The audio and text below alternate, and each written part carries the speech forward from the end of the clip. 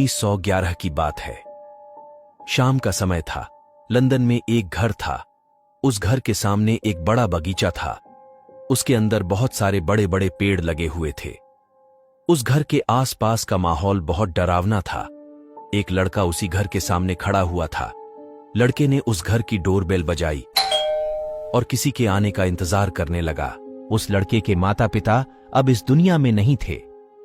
मरने से पहले उसके माता पिता ने उसको उनके चचेरे भाई मिस्टर जॉर्ज के पास रहने के लिए छोड़ दिया था। पर हैरानी की बात यह थी कि मिस्टर जॉर्ज को अकेले रहना पसंद था। वह किसी से ज्यादा मिलते जुलते नहीं थे। लड़के के डोर बेल बजाने के बाद मिस्टर जॉर्ज ने घर का दरवाजा खोला और वह उस लड़के को देखकर खुश हुए। लड़के का नाम एडम फोर्ड था।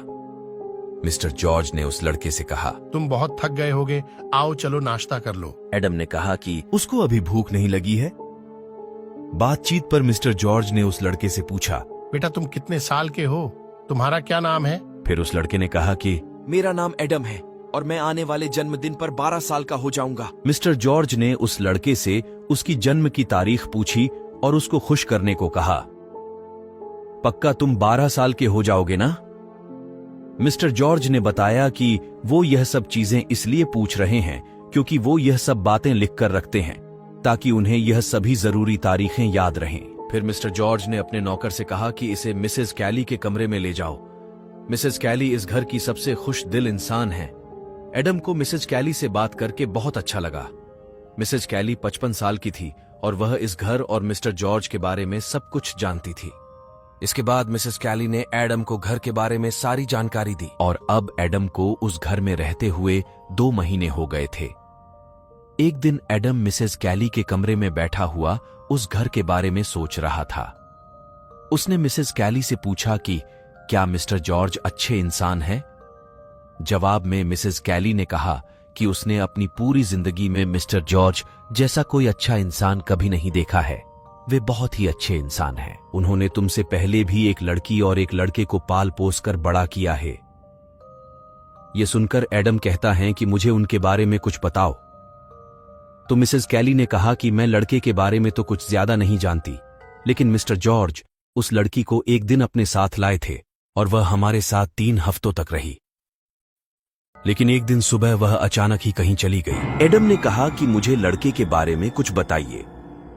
फिर मिसेस कैली ने कहा कि मुझसे पहले काम कर रहे नौकरों ने उसके बारे में बताया कि एक दिन मिस्टर जॉर्ज उस लड़के को अपने साथ लाए थे, पर वह भी एक दिन अचानक कहीं चला गया। वह कहां गया किसी को नहीं पता चला।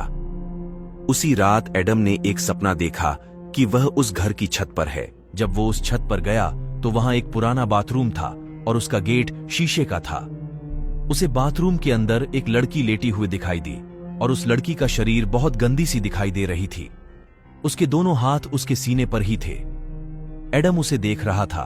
तभी वह लड़की अचानक से रोने लगती है और उसके लंबे लंबे हाथ एडम की ओर बढ़ने लगते हैं। फिर अचानक से एडम की आंख खुल जाती है। उसने देखा कि वह सच में उसी बाथरूम के सामने खड़ा है। वह फिर से हिम्मत जुटाकर उस बाथरूम के अंदर झांकता है, लेकिन उसे वहां पर कोई नहीं दिखता। तो वह भागता हुआ अपने कमरे में आ गया। वह अगली सुबह अपने सपने के बारे में मिस्टर जॉर्ज और मिसेस कैली को बताता है। एडम की बात सुनकर मिस्टर जॉर्ज अपने नौकरों से कहकर उस बाथरूम के दरवाजे पर पर्दे लगवा देते हैं। उसके बाद कुछ दिनों तक एडम को कोई भी सपने नहीं आए। पर एक दिन वो उठा तो उसने देखा कि मिसेस कैली उसका नाइट सूट सिल रही थी। मिसेस कैली ने एडम से कहा कि तुमने अपने कपड़े बुरी तरह कैसे फाड़ लिए, लेकिन एडम को नहीं पता था कि उसके कपड़े कैसे फटे। उसने देखा कि उसके कपड़ों पर लंबे लंबे नाखूनों के निशान थे। उसने कहा कि मुझे नहीं पता कि कैसे आए, पर ऐसे निशान मेरे कमरे के दरवाजे पर भी है। फिर मिसेस कैली ने देखा कि वे निशान वहां पर थे, पर वह निशान बहुत ऊपर थे। मिसेस कैली ने कहा कि मिस्टर जॉर्ज को यह मत बताना।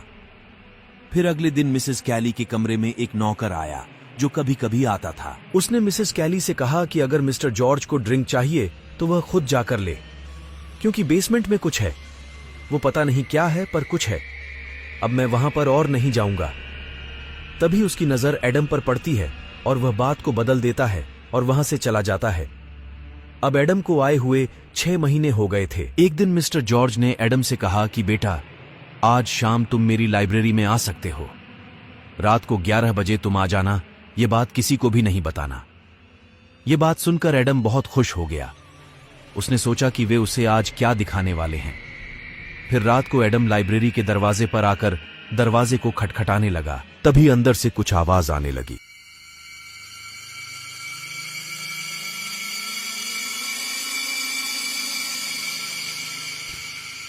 वह आवाजें थोड़ी देर तक आई और फिर वह अपने आप आना बंद हो गई।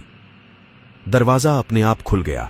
एडम ने देखा कि मिस्टर जॉर्ज एक कुर्सी पर बैठे हुए हैं। एडम मिस्टर जॉर्ज को आवाज लगाते हुए लाइब्रेरी के अंदर आता है और देखता है कि मिस्टर जॉर्ज मृत बैठे हैं और उनके शरीर में उनका दिल ही नहीं है। उनके हाथों पर ना ही खून था और ना ही टेबल पर रखे चाकू पर था। एडम ने देखा कि टेबल पर एक पन्ना पड़ा हुआ है। एडम उस पन्ने को पढ़ने लगता है। उसके अंदर लिखा हुआ था कि हजारों साल पहले लोगों ने एक तरीका देखा जिससे वह इस दुनिया पर राज कर सकते थे और किसी को भी अपने वश में कर सकते थे, पर इसके लिए उन्हें एक रिचुअल करना था। उस आर्तुअल में 3 जवान 15 साल के लड़कों का दिल निकालना था।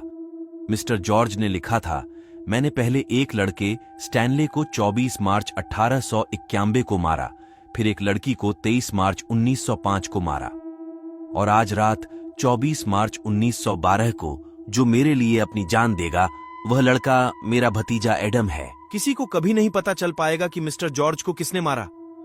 किताब में लिखा था कि उन बच्चों की आत्माएं अपना बदला लेने के लिए वापस आएंगे। एडम ने पढ़ना बंद कर दिया और वह अपने रूम में चला गया। आज कई साल हो गए मिस्टर जॉर्ज को मरे हुए, पर किसी को नहीं पता कि उनको किसने मारा है। ये बात सिर्फ एडम को पता थी। इस डरावनी कहानी का अंत हुआ मिस्टर जॉर्ज के राज का खुलासा होते हुए। उनका मकसद, उनका जुनून और उनके किए गए अपराध ने हमें यह सिखा दिया कि इंसान अपने लालच में कितना अंधा हो सकता है।